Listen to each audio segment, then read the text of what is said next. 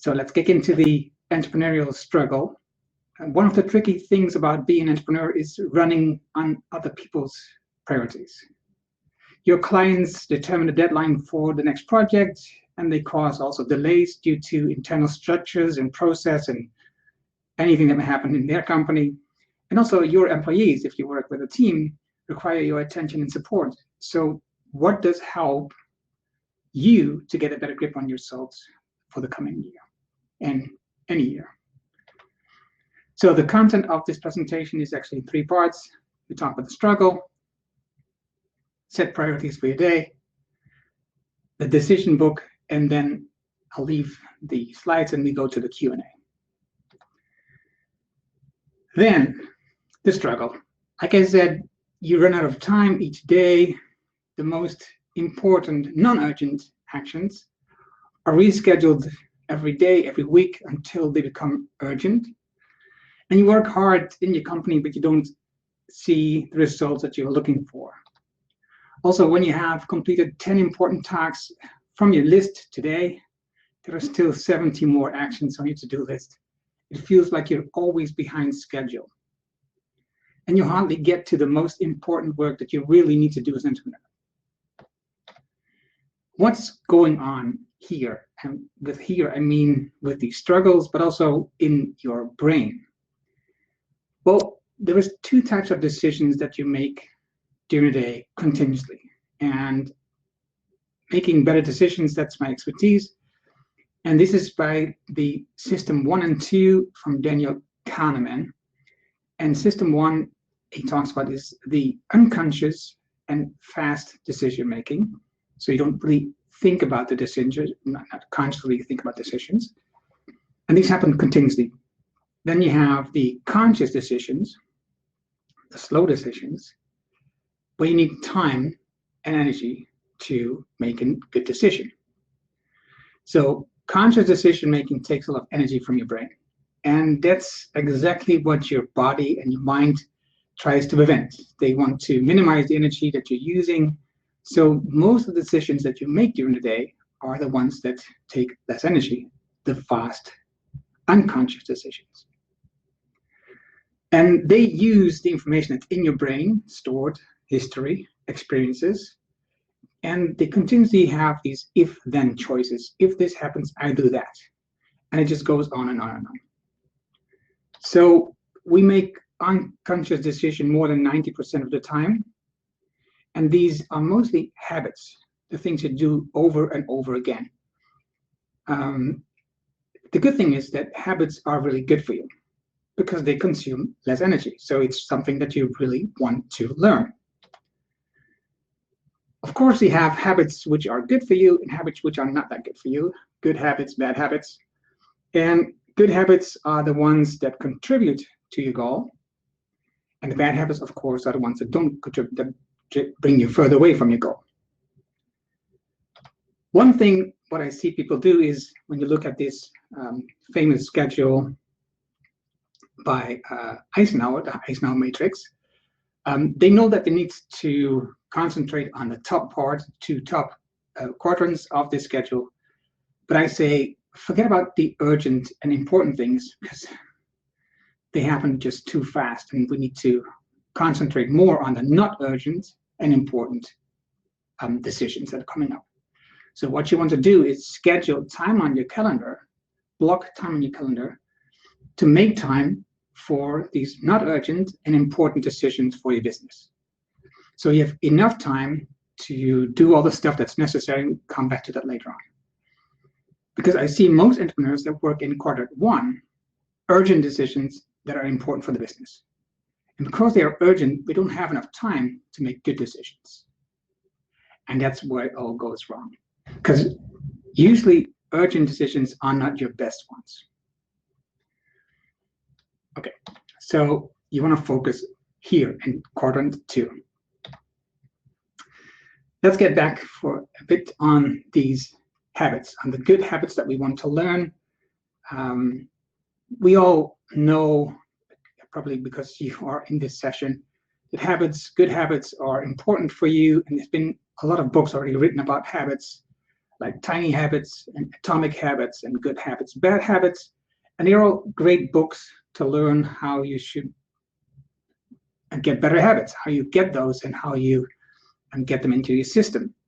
The most important lessons that I've learned from this book are, for example, that willpower doesn't work. We start with willpower saying, okay, I'm going to do this. I'm going to change. I'm going to do this from now on. And that's not helping. It's good to start, but it doesn't last long. So what do you want to do? You want to make small steps, as small as possible, so small that you think it's ridiculous not to do them. That's the idea. Like if you want to become stronger, you do 1 push-up, not 10, just 1. Because if you do 1 today, you think it's stupid not to do. Also, you want to change signals, like the notifications on your phone. These are signals to do something. And specifically, those kind of notifications on your phone, they trigger you to pick up the phone and to check what's going on. So what you can do, for example, is to put the things that you want to do the first thing in the morning, is put them on your desk before you go home or you leave the office. You can also increase the resistance. So that's the third part to make habits stick, is you, for example, don't bring unhealthy foods into your home if you want to eat healthier. So you can be very strong in your willpower to say, I don't want to eat unhealthy stuff. But if it's still in your house and you know it's in the cabinet or it's in your basement or cellar or whatever it is, it takes a lot more willpower to just say no on times when you're having difficulties with emotions, for example. So if you want to make it easier for yourself, you just increase the resistance by not bringing the food in the home at all. Or, for example, the phone, like I just mentioned, these have these notifications. You just put the phone in another room where you don't work. So you are not reminded of the phone. You don't see it, you don't hear it, nothing happens there. And you have increased the resistance to pick up your phone. You can also change the environment. So that's the fourth part of the books that I've learned, is say goodbye, for example, to a customer who demands a lot of attention of you, and have more mental space for other customers that really love working with you. Or, for example, you could join a running club, which I did, and then you're in a new environment with people that love running too. So it's easier for you to go running with them. And the last one, which also sees a lot of attention in these books, is get a coach. Use a coach or a trainer or a partner or whatever you want to call this, but somebody who's giving you a little nudge each time you're about to deviate from your good habits. So you set out a plan to acquire new habits, but because these are habits, you don't know that you're going off route because you're doing this automatically. You have no idea that you're doing this. And a coach or a trainer can tell you, I see you doing this, but you should be doing that. Small little nudges to help you don't get off track. Now, let's get to the conscious decision. We focused a lot of time on the unconscious, the fast decisions, but the conscious decisions are just as important. Even though it's a smaller amount of time that you spend on it, you want to make sure that the time that you spend on it is really good. So, for example, what is the most important thing that you need to do on Monday, January 4th? Or, for example, what you want to do this week. What are the 3 most important tasks for the coming week or for January? So that you are very conscious about the things that you want to do, that you are going to do, and you make a plan how you're going to tackle those. And what happens is that people, when they think about decision making, want to evaluate the way that we make decisions, because that improves our decisions, is that they look back on the result of the decision.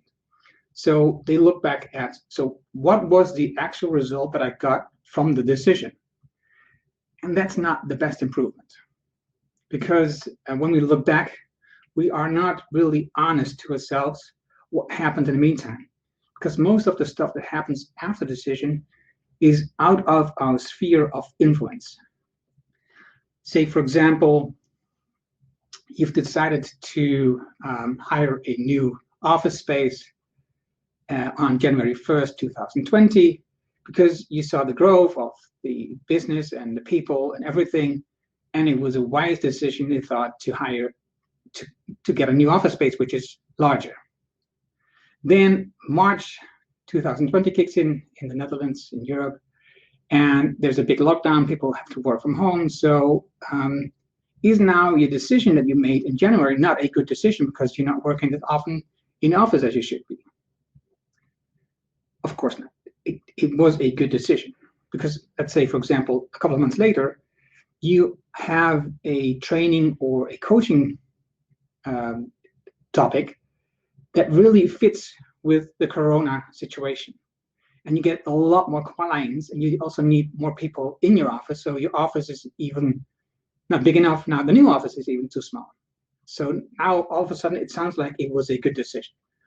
So you see that there is different things that influence what happens when you make a decision, which are out of your control. And you don't want to focus on that. You don't want to focus on what the result is, but you want to focus on how did you make the decision to have all the information there. And what I propose is that you start working with a decision book, where you write down the decisions at the moment that you make the decision. And I have a couple of steps here that I will go into with you, so that when you look back later on, that you have a fair way of looking on your process and you'll improve your decision process. So let's first start with the first step in the book, that is, what was this decision about? How did this come to us? What happened here? Easy, it's just a short description. Then emotions, what's going on with you? What do you feel about the decision? Do you have a hunch of what you should do? Maybe you have like an intuition about what you want to do. And why do you want to write this down? Because then later on you can see if your intuition was right. And you can test how often your intuition, your gut feeling was right. Because sometimes people really trust on their gut feeling, but don't have a clue how really well functioning your gut is. So once we have this, we start with the positive consequences. So you write down what is good about the decision. You can look at the pluses of the decision that you make. What are possible good outcomes? Of course, when you make positive outcomes, you also look at the minuses. What are the bad things that could happen or that you see about the decision that you're about to make? Then, what is interesting? What all comes to mind? What else comes to your mind? What are the alternatives? If you don't do this, what could you be doing with the time that you're not spending on the thing that you decide? Or what are, for example, possible costs if you don't decide to do it? Still with me all? Hopefully, I can't see the chat. Then we have expectations. Let's say that you've made a decision about the positive outcome of my decision. What do you expect to happen after that? What is the impact of this? What do you think? What is the impact of your revenue? What's the impact of your business, impact of your development as an entrepreneur?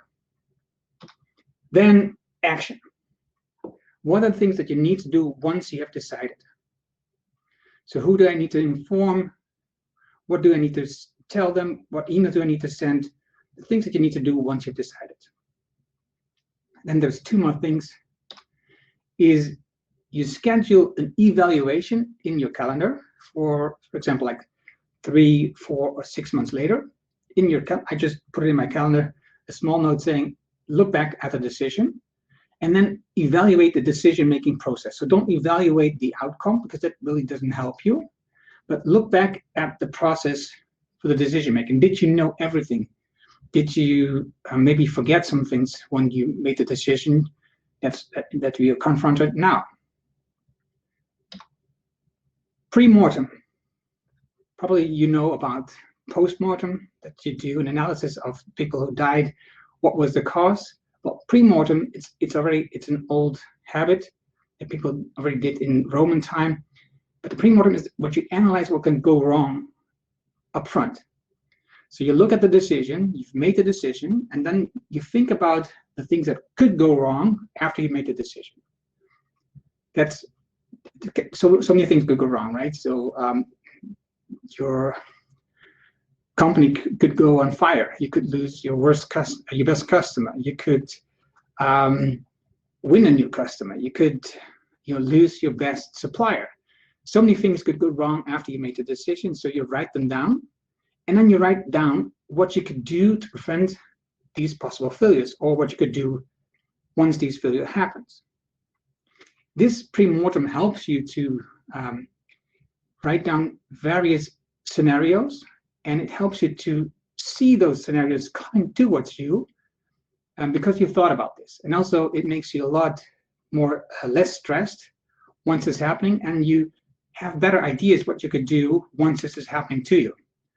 I'm not saying that you could have reacted better Corona, but possibly I think a lot of people could have, because in January we knew it was coming towards other parts of the world, and for us in Europe we waited until like March to take action.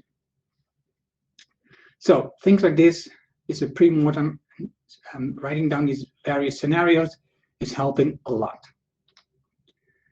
Also, what you could do is ask for yourself, who can help me with this?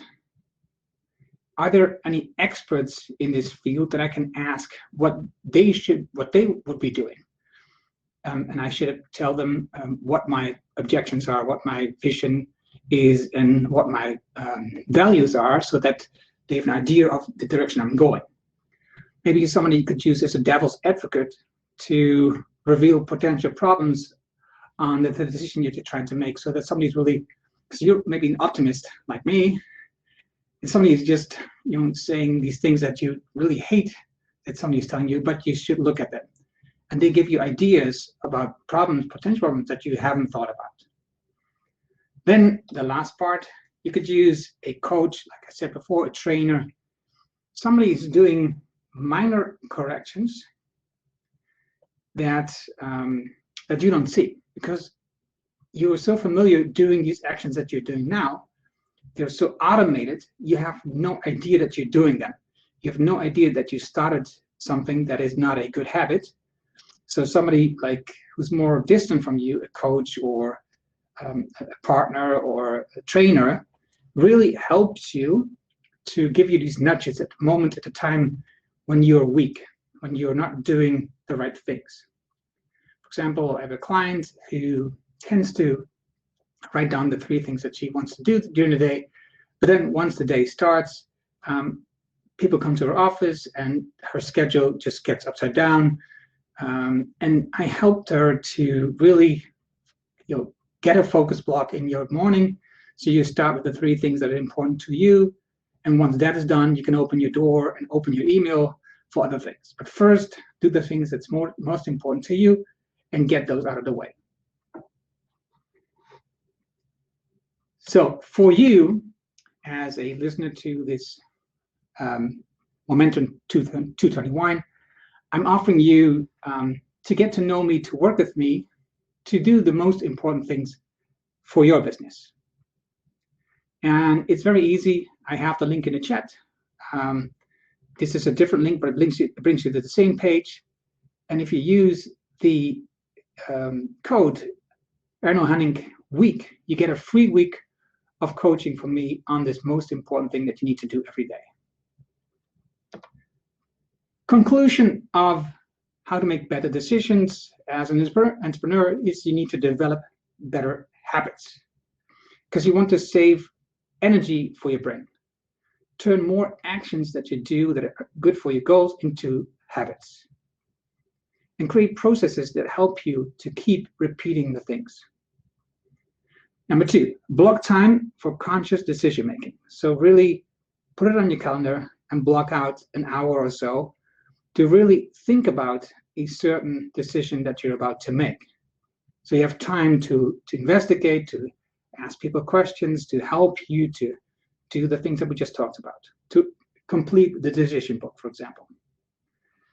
Then the third thing is improve your decision-making process with the decision book, because it really helps you to get a clear view on the decisions that you made in the past without overreacting on the results. And number 4, use a coach for minor corrections, little nudges, as you say, every time that you're about to deviate from your good habits. These are the 4 things that I think are really important if you want to go better at 221. So that was my presentation. Now let's see if I can get back to you. I am. Yes, here I am. So any questions that you have, just put them in the chat and see what I can answer for you today. How would you approach people for help? For example, I've reached out to some people who I consider as an industry expert, but have remained largely ignored. I suspect my approach to these experts is wrong, asks Jason. What I do is I use LinkedIn for this a lot, and I follow them for quite some time, these experts, and I try to get into their good side, respond on some of their things that they say, updates that they share, and at some point they kind of know who I am, between brackets, they know who I am, and then it's a bit time to ask them for some small favor. So that's how I do this. And also, if, for example, they've written a book on this topic, I'll just read the book and leave some good notes about the book so that they see me and they're willing to talk to me about this.